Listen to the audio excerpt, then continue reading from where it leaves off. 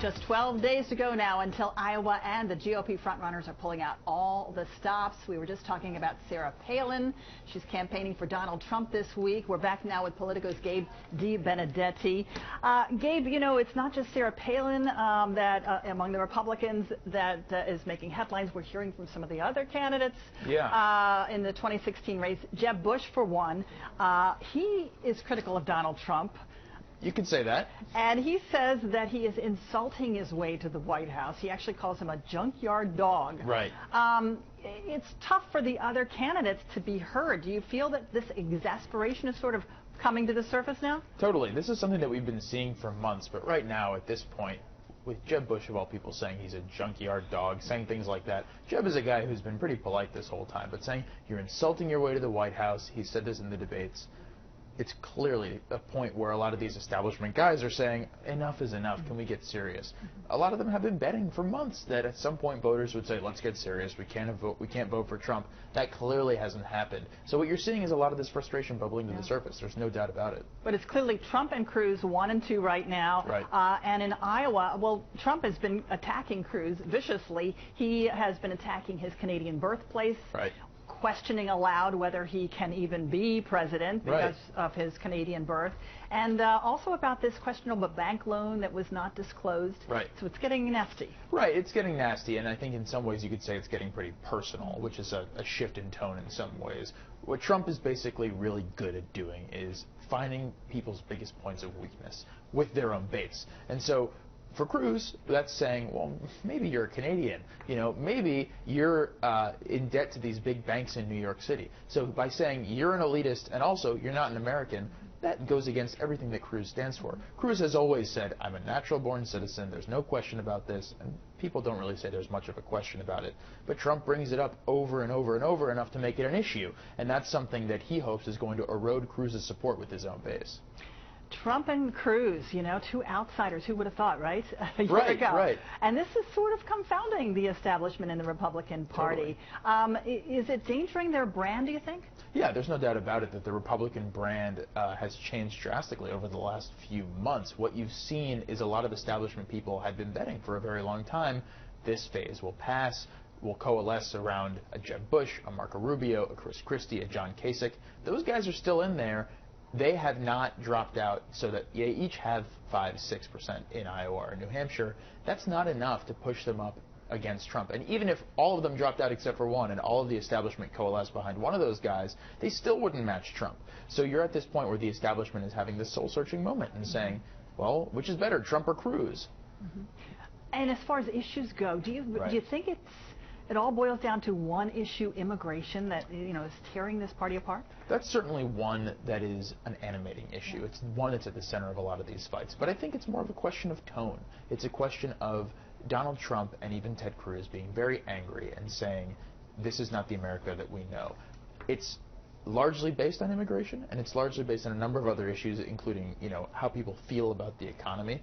But if you ask the average voter in Iowa or New Hampshire about what is driving the divide between Trump or Rubio, for example, very few of them have been saying, well, you know, Rubio's pro-amnesty and Trump wants to build a wall, and I like that. It's more of a general feeling. Yeah, and, you know, as far as talking about the establishment, I mean, Sarah Palin says it's a busted GOP establishment.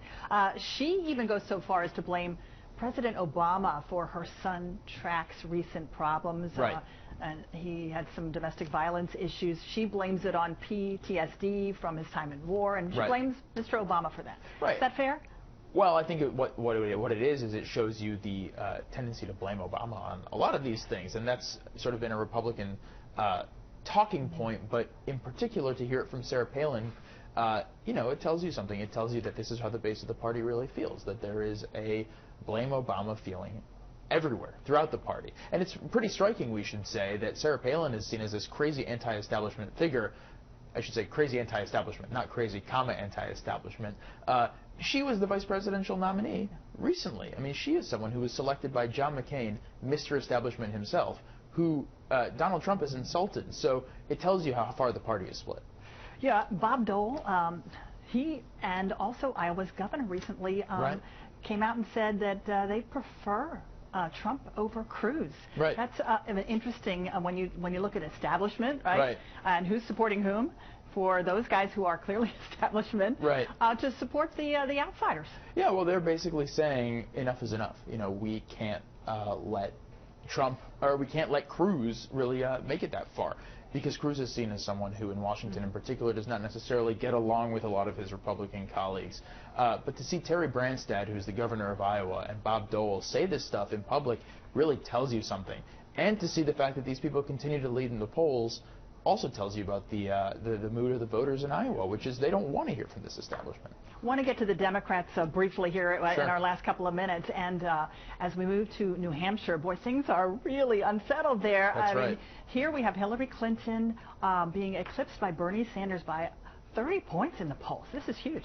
Yeah, I don't know if we should put so much stock in these recent polls. Those are outliers, but I think there's no doubt that Bernie Sanders is beating Hillary Clinton right now in New Hampshire, and I think you'll see people on both sides of the Sanders-Clinton divide admit that. What it really comes down to, this means, is Iowa. If Sanders can win Iowa and then win New Hampshire, all bets are off. You know, the Clinton team still thinks it has a very good chance of pulling everything together if that happens, but that will show a lot of momentum for Bernie Sanders and raise some serious questions for Clinton. She still thinks she can win Iowa, and they're really both going to be spending all their time now. And you've been bouncing between Iowa and New Hampshire following Hillary Clinton and some others on the road. Why do you think she is facing the headwinds right now?